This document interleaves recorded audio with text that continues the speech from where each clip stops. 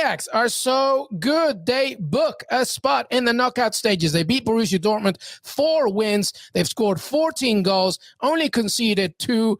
I mean, where do I begin? What a great performance once again. Even though Borussia Dortmund did do their thing and try to sort of redeem themselves in this match, Ajax comes out victorious away from home. What do you make of Ajax? Yeah, oddly, when Ajax were down 1-0, Mats Hummels was sent off for Dortmund, which obviously played in their favor. But Marco Reus scored a goal just after that to put Dortmund up 1-0. And I thought, okay, obviously there's going to be plenty of opportunities for Ajax, who are so good in the attack in this game. Dortmund actually had a couple of half chances in the run of play, or against the run of play, to give themselves a little bit of a cushion. It still would have been a huge leap to try to see this out without maybe you can pull off a point, but with that much time, 29th minute to get to the 90th minute would be hard against an Ajax team that's scoring.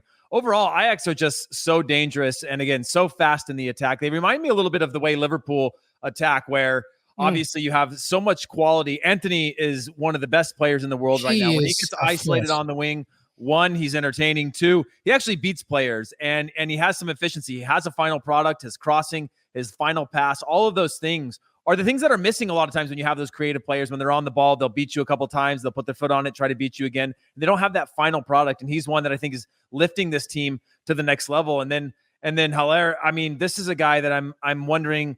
I was a little bit shocked again, as I mentioned before, that when Ajax spent as much money as they did on him, a record signing for them for a transfer incoming, a player that's in the quote unquote prime of his career, could be on the way out again within 6 months to somewhere else, doubling 14 goals in 15 games in all competitions, Heath Pierce. 14 and 15. Amazing. It's wild. And to see them humble Dortmund, and I know Dortmund are going through a lot of squad changes right now, rotations, injuries, things like that. Their depth is being tested. They obviously don't have their superstar player who can score against anyone and keeps them into matches. But Dortmund are still a team that's been on a crazy run of form in the Bundesliga. And for Ajax to put a beating on them the way that they have these last 2 matches, it's just really impressive. And I look at the weaknesses, and again, it's not the youngest Ajax squad we've ever seen. And when we think about Ajax, we think about just teenage players across the board. They have a lot of experience in this team, and therefore I'm putting them in this category of one of the better sides that I've seen from Ajax that actually could go on a deep run. Normally we look at Ajax in the same way that we look at RB Leipzig, which is like knockout rounds, great. Quarterfinals, great. Semifinals, unbelievably successable. But this is a team that I think does have an actual chance to go as far as they want, and they have the quality and talent on the field, as well as playmakers that could, even on a bad day, keep them in matches. Yeah, I think what's interesting, and he's spot on with regard to Ajax and their chances, and maybe can even match the most recent great run they had into the 2018-2019 season when they got to the semifinals. And we're unlucky to lose to Tottenham. Lucas Moura decided to be the miracle man to make that happen, to get them into it. What I think is really impressive about Ajax, not only the signing of Sebastien Haller, but the fact that how good they are defensively. Prior to this game, they'd only given up 1 goal in their previous 9 in all competitions. So now you make it 2 and 10. If they can be that stout defensively, then yes, I think they can make another great run. I mean, that you have to be solid on both sides of the ball to have a good run in the Champions League in particular. And Erik ten Hag, I think, is really starting to push all the right buttons. And then as you talk about Antony, it makes me wonder, as he starts to emerge as a real threat and maybe gets into the Brazilian national team on a more regular basis, and then you got the red-hot Vinicius Jr. on the other side, who's absolutely crushing it for Real Madrid.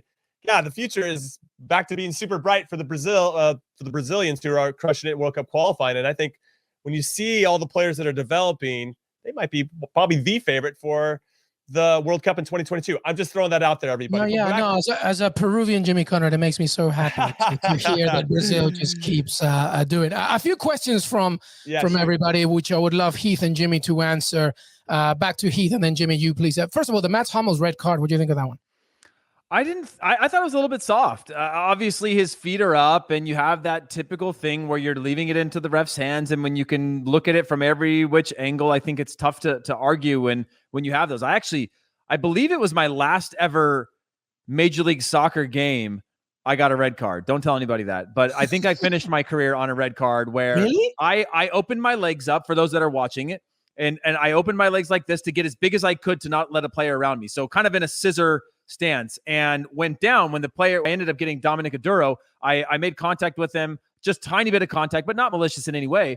But then I took it to appeal after I was sent off, and I was like, this is insane. There was no malicious intent. And they were like, yeah, but you showed both studs and you made contact. Therefore, it was a red card. I still stand by that. And so same thing with the Hummels, and maybe Jimmy feels different. I mean, you're putting it into somebody else's hands, but I thought that I personally, and as a defender, I always stand by the defenders. It was a little soft of a red card. Well, then I think I know where Jimmy's going. No, Jimmy? yeah, of course. I'm going the same direction, but anytime you leave your feet, then you do allow the decision to be made by a referee. When you lose control of yourself. Yeah, 100%. And so that's kind of where I'll lean a little bit. So you should never allow that to happen if your positioning is good. And if anybody that doesn't know Dominic Aduro, probably one of the fastest players to ever play in MLS. So I can understand why Heath was trying to catch him with his stud showing. With regard to Ajax, I mean, right now, they have as you answer that, Jimmy, there was a question, I think it was from Miguel, really good question about like what is stopping Ajax from winning the whole thing? I mean, it's got to be health, right? I mean, if they lose Sebastien, you lose that real pivot player up top that can allow them to get more space to Antony and Dusan Tadic out in the wings. They have a young goalkeeper in Pasveer who, he's still trying to, really establish himself. But everywhere else, they're pretty solid. And I think they've got a nice balance of like the superstar mentality and the guys that are there to work hard and they know how to keep the ball. Then they have one of the best holding midfielders for me, young holding midfielders in Gravenberch in their team. So, and next to him, the Mexican Edson Alvarez. It's no question. It's a good squad. And they got Davy Klaassen coming off they got some depth as well. And I think that's going to be important as they manage any injuries. So Ajax, a bit of a dark horse let me say it like this. I wouldn't want to face them in the first round of the round of 16 in the knockout rounds. Yeah, I think we just got a comment from Caleb about experience. Caleb, have you looked at the squad? There's experience in there. There's Dusan Huevo de Acero Tadic, if you saw his goal. But there's a lot of experience here. But I go back to Jimmy's point. I think Erik ten Hag is a top 3 manager in the world right now. I mean, definitely Europe. I think so highly of him. I'm actually really shocked that there was no more aggression from bigger clubs in the summer. I know that you got your Thomas Tuchels, your Jurgen Klopps, Pep Guardiolas. But in this moment, just from innovation, the things that I'm seeing, I love Erik ten Hag so much. And I think he's going to be hopefully learning his lesson, right, from the last time when they played Tottenham in the semifinals. Yes, Jimmy. I got trivia for you guys. And this is for everybody else in the chat that's listening or anybody. Here's this. Okay, Heath answers first. Sebastien is only the 5th player in Champions League history to score in each of his first 4 appearances in the competition. Okay?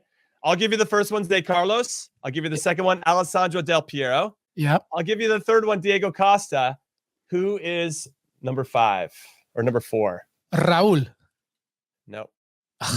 Heath. Karim Benzema. That's not a bad shout, but no. Our producer says, Desnora says, Erling Haaland. And by the way, please, if you're watching this, please add your questions. Is that it?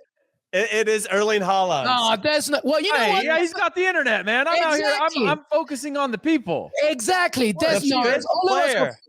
All of us are focusing on screen, trying to be pretty. Des Norris is in the background, like, I have a big brain, guys. Imagine scoring in your first 4 appearances. Those are some big time names. De Carlos was sick. Alessandro Del Piero, sick. Diego Costa, depending on if you think he should have been Brazilian and played for Brazil or playing for Spain. Obviously, tremendous player at the peak of his game, and Erling Haaland, unbelievable. So we have 2 active players right now in that statistic. That's fantastic.